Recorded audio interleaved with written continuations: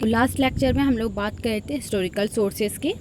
तो historical sources हमारे जो आर्कियोलॉजिकल सोर्सेज है जो सब डिवाइडेड है इंस्क्रिप्शन, कॉइन्स एंड पेंटिंग्स में, और लिटरेसी सोर्सेज है जो ट्रैवलर अकाउंट और लिटरेसी वर्क है।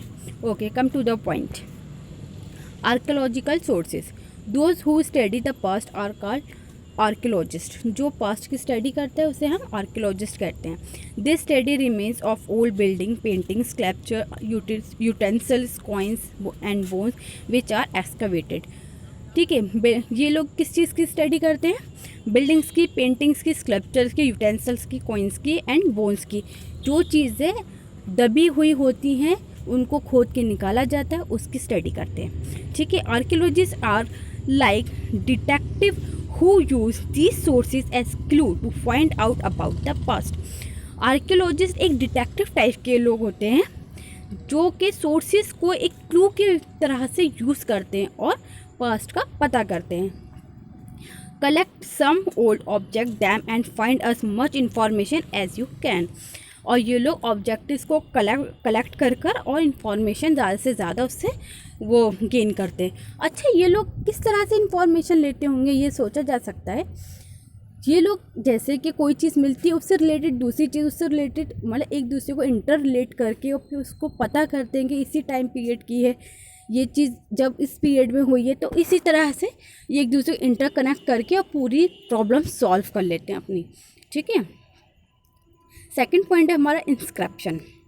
Inscription are the word inscribed on stone, metal etcetera. Inscription क्या होता है? Inscription just like a symbol.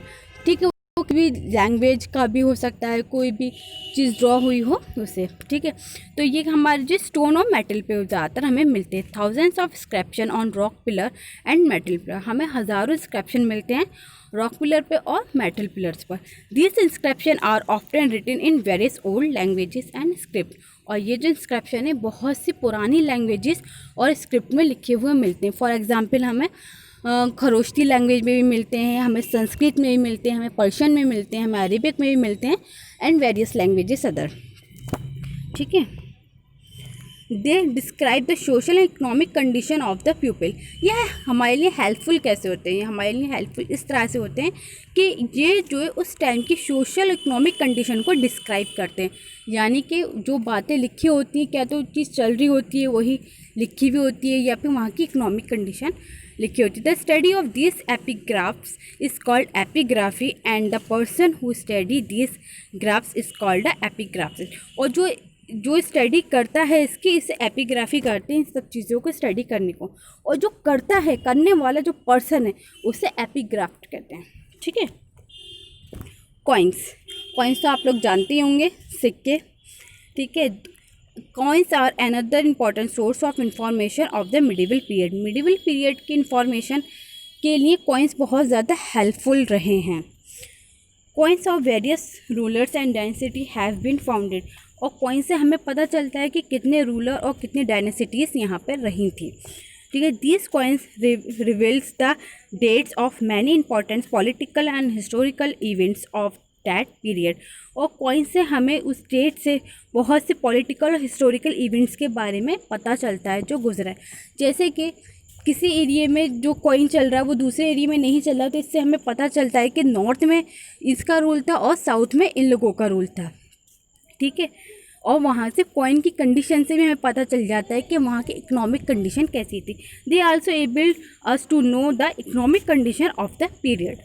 ठीक है, वहाँ की इकोनॉमिक कंडीशन के बारे में भी हमें कॉइन से पता चल जाता है। इकोनॉमिक कंडीशन के बारे में कैसे पता चलता होगा, कोई आइडिया है? यस, जैसे कॉइन होता है वैसे ही हमें पता चल। जैसे फॉर एग्जांपल अगर गोल्ड का कॉइन है तो हम कह सकते हैं कि वहाँ पर गोल्ड ज़्यादा अवेलेबल था। यानी कि गोल्ड अगर ज़्यादा अवेलेबल होगा तो उसका इतना मतलब वहाँ की इकोनॉमिक कंडीशन इतनी अच्छी थी कि गोल्ड के सिक्के बन के चलते थे। ठीक है, अगर सिल्वर का है तो उससे कम थी, और आपका मेटल का आ गया तो उससे कम थी, गिल्ड का आ गया तो उससे कम थी। ठीक है, तो इसी से हम इसकी इकोनॉमिक कंडीशन का पता कर सकते हैं। Paintings, many monuments were decorated with beautiful paintings and sculptures. बहुत से मोनूमेंट्स जो है सजाए हुए मिलते हैं, सजे हुए मिलते हैं हमें पेंटिंग से और स्कल्पचर से। मोनूमेंट्स कहते हैं बेटा बिल्डिंग्स को, स्कल्पचर्स कहते हैं जो उसके ऊपर मूर्ति वगैरह बनी हुई होती हैं। Painting were mostly decorated by gods and goodness, Kings and queen's. और यहाँ पे जो बिल्डिंग हमें मिलती हैं ज़्यादातर किसकी, खुदाओं की तस्वीरें, जैसे कि भगवान की हमें ज़्यादातर मिलती हैं मूर्तियाँ बनी हुई, उनके पिक्चर्स बनी हुई, या फिर किंग या फिर क्वीन की। The caves of Ajanta are famous for beautiful sculpture and walls. और अजंता केव बहुत ज़्यादा फेमस है इस उसमें कि वहाँ की स्कल्पचर और वॉल्स बहुत सजी हुई है। ये जो पिक्चर है ये अजंता केव की है, आप देख सकते हैं ये कितने अच्छे से डेकोरेट हुआ हुआ है, कितने अच्छे से पेंट हुआ हुआ है उस टाइम का। आप इसमें बहुत अच्छे से देख सकते हैं कि एक एक चीज़ को कितने अच्छे से डिस्क्राइब करा हुआ, कितने अच्छे से बनाया गया है। Okay, literacy source. Our literacy comprises in many different languages and dialect to our country। हमारी जो लिटरेसी है वो बहुत सी लैंग्वेजेस से मिलती है, जो हमें बताती है कि कितनी लैंग्वेजेस थी उस टाइम हमारी कंट्री में, और हमारी कंट्री को अलग दिखाती है दूसरी कंट्री से, क्योंकि हमारे सबसे ज़्यादा लैंग्वेजेस का यूज़ हुआ है इंडिया में। These literatures provided a lots of detailed information to historian. और ये जो आपकी लिटरेचर है ये बहुत ज़्यादा डिटेल प्रोवाइड करती है हिस्टोरियन को इन्फॉर्मेशन की। The people of this period were literate. इससे पता चलता है कि उस ज़माने के लोग पढ़े लिखे थे। The literacy source of Indian medieval period can be broadly divided into two. और इंडियन लिटरेसी जो है, लिटरेसी सोर्सेज को मिडिवल इंडिया में दो हिस्सों में बांटा गया है। पहला ट्रैवलर अकाउंट और दूसरा लिटरेसी वर्क। मैं आपको ये चीज़ पहले ही बता चुकी हूँ। Traveller account. The description of traveller play an important role is identifying the political, economical and social condition of medieval period। Traveller accounts जो बहुत अच्छे से हमें बहुत हेल्पफुल होते हैं और बहुत अच्छा रोल अदा किया है इन लोगों ने इस बात को देखने के लिए। पॉलिटिकल, इकोनॉमिक और सोशल कंडीशन मिडिवल पीरियड की यहाँ से मिल जाती है हमें। During medieval period Ibn Battuta from Morocco's visit India during the period of Tughlaq dynasty and describe about the mild rivers and tasty fruits of India। Ibn Battuta जब India आए थे Tughlaq dynasty में जब तुगलक का यहाँ पे दौर था मिडिवल पीरियड में, तो इन्होंने अपने जो अकाउंट लिखा था उसके अंदर बहुत अच्छे से इस बात को डिस्क्राइब किया था। यहाँ के रिवर्स के बारे में बताया, यहाँ के टेस्टी फ्रूट्स के बारे में बात की है।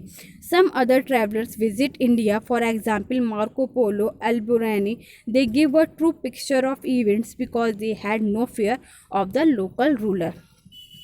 और भी दूसरे यहाँ पे ट्रैवलर्स आए थे, जैसे मार्को पोलो आए थे, अल्बुरानी आए थे। इन लोगों ने बहुत अच्छी पिक्चर डिस्क्राइब करी है, यानी लिखा है इस बारे में, यहाँ के इवेंट्स के बारे में, यहाँ की कंडीशंस के बारे में, क्योंकि उन्हें यहाँ के जो किंग था, जो यहाँ के रूलर थे, उनका इतना डर नहीं था कि वो हमारे साथ क्या करेंगे, क्योंकि वो खुद यहाँ पर मेहमान थे। ये जो पिक्चर है ये मार्को पोलो की है, आप देख सकते हैं।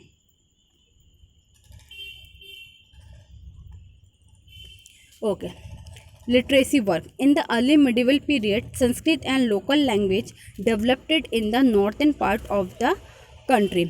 अर्ली मिडिवल पीरियड में संस्कृत और लोकल लैंग्वेज जो डेवलप थी southern part of the country में, ठीक है। कलामास, Rajatarangini, Gita Govind by Jayadeva of Bengal were the famous work of this period. Early medieval period के राजतरंगिणी और गीता गोविंद बहुत फेमस वर्क हैं।